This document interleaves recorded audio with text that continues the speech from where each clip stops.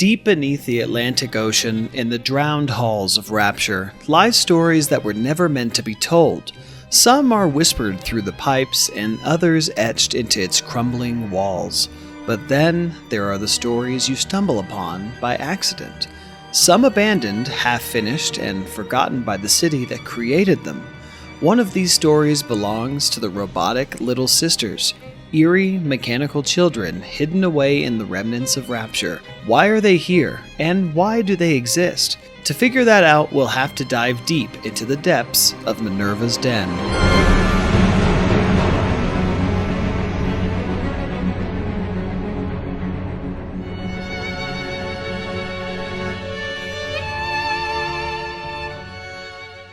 To understand why these machines exist at all, we have to dig back into the core of Rapture's survival, the one substance that defined the city's rise and guaranteed its downfall: Adam. Adam wasn't just a miracle resource. In Rapture, it was everything: money, power, status, and, to its detriment, addiction. A genetic wildcard that could reshape a human being with a single dose.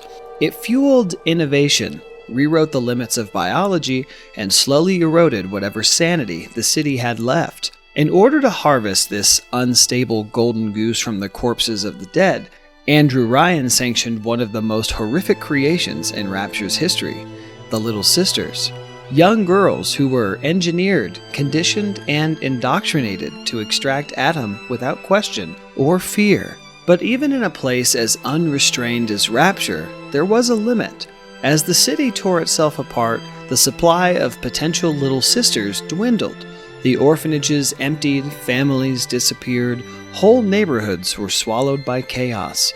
With no new girls to convert, the city's flow of Adam began to wither. For a society addicted to genetic modification, that was a death sentence.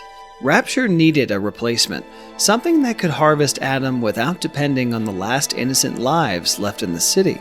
Something tireless, obedient, something that couldn't feel fear or pain or even remorse. In short, Rapture needed a machine. McClendon Robotics wasn't just another workshop on Rapture's engineering grid. It was the backbone of the city's automation.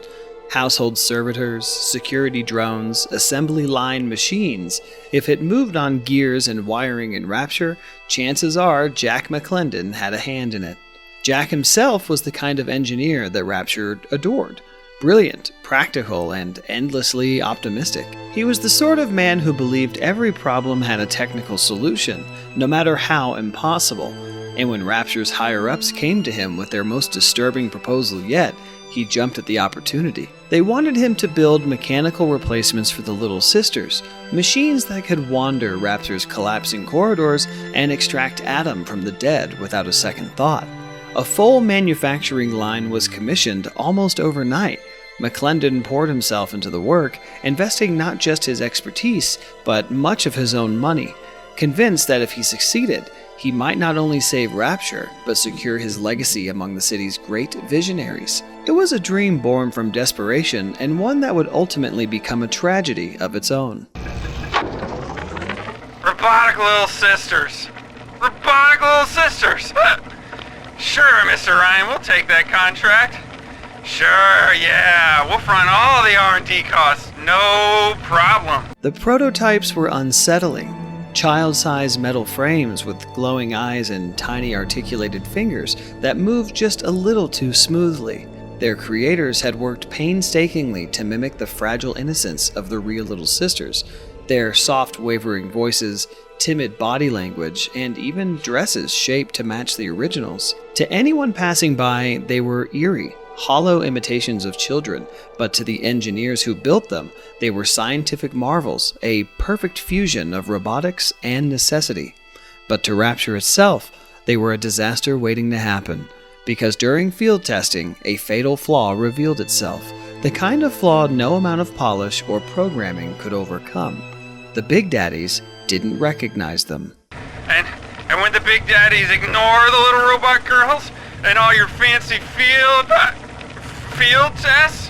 Hell, what are we gonna do with all the full production run of these useless things? Rapture's guardians were bonded on a biological and psychological level to actual human girls.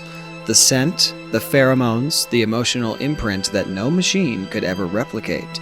No matter how convincingly the robots walked, talked, or played, the Big Daddies saw them for what they truly were: cold, unfeeling machines that were not worth protecting.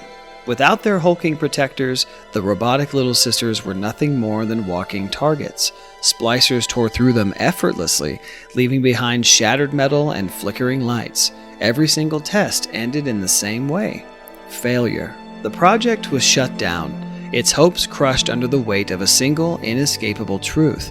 In Rapture, a little sister could not be built, only born. With all of this coming to light, the Robotic Little Sister project collapsed. McClendon Robotics had poured every last drop of its funding into the experiment. The moment the project was declared a failure, the company imploded almost overnight. Its assembly lines going silent, its workers scattering through the city already tearing itself apart. And at the center of it all stood Jack McClendon, a man who had dreamed of saving Rapture only to watch that dream drag everything he'd built into ruin. Whispers spread through Rapture that McClendon had locked himself inside his factory, turning away visitors, drowning his regrets in bottles instead of blueprints. While Rapture outside descended into chaos and civil war, McClendon faced a quieter, more personal collapse. Trapped in a workshop filled with unfinished metal children who stared back at him with glowing, lifeless eyes. By the time you reach Minerva's den, the truth is waiting for you. McClendon's body slumped on the floor, empty bottles at his side, surrounded by the machines that cost him everything. A brilliant mind, undone by a dream the city never wanted, and a solution that Rapture was never meant to have. Decades later, you find yourself stepping into McClendon Robotics during the events of Minerva's den.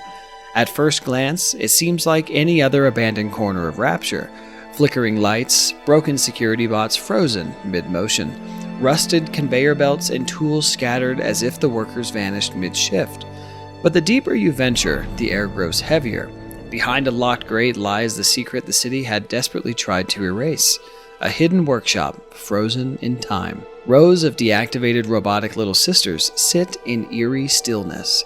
Some lie crooked on pallets, others lean against machinery as if expecting instructions that they'll never receive. Their eyes are dark glass, their joints stiff, their delicate dresses torn and faded. There are no enemies here, no combat, only silence. A mausoleum of abandoned ambition and failed dreams. These robots never harvested Adam. You cannot adopt them, rescue them, or interact with them in any meaningful way. They exist only as a message, a haunting whisper from Rapture's past. The Robotic Little Sisters are a monument to what Rapture lost, not just morality, but humanity itself. The real Little Sisters, despite the darkness that enveloped them, were alive, fragile and innocent. Their humanity forged the bond with the Big Daddies, shaped the choices of those who encountered them, and anchored the emotional core of Bioshock itself. No machine, no matter how lifelike, could ever replace that. In the end, the Robotic Little Sisters are more than failed machines or discarded prototypes. They are monuments to Rapture's desperation. They are the lingering echoes of a man's shattered dream. They are a haunting reminder of a city so consumed by ambition that it tried to manufacture innocence out of steel. As you step out of the workshop in Minerva's den, the steady drip of water follows you rhythmically and relentlessly, like a heartbeat that never belonged to anyone. And behind you, in the shadows, the mechanical Little Sisters remain, silenced, abandoned, and forgotten in a city that was doomed from the start.